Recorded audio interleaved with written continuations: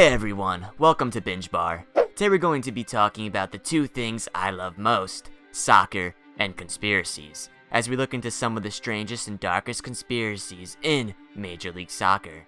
So without further ado, let's start this thing.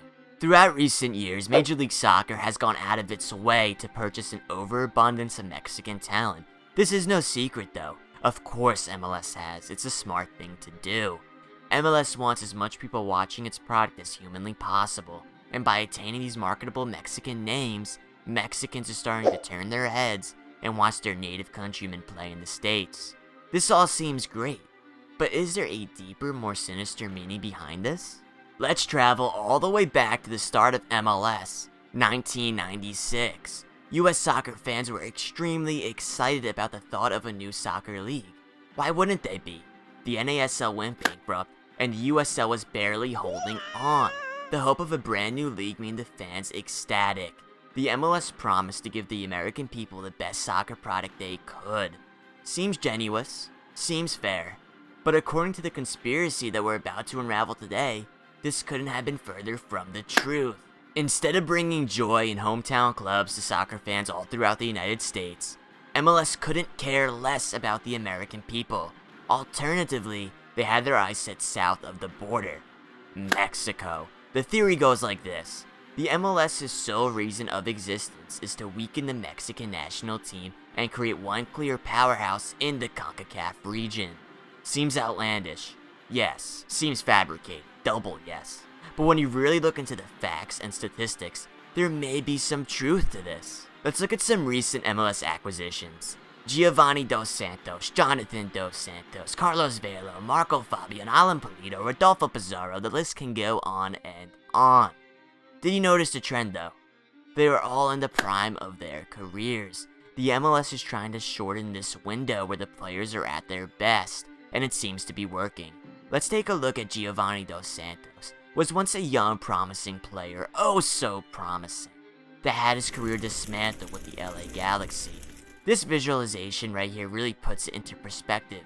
Before joining the Galaxy, Giovanni was worth an approximate $13 million. After the LA Galaxy were done with him, he was worth a mere $2.2 million, pennies to what he was originally worth. After the Galaxy got the nod of approval from Don Garber, they then shipped Giovanni to Mexico. See, the MLS wants Mexican soccer players at the height of their capabilities. Once they digress to Mexican national team irrelevancy, MLS ships them out and gets a new batch of talent.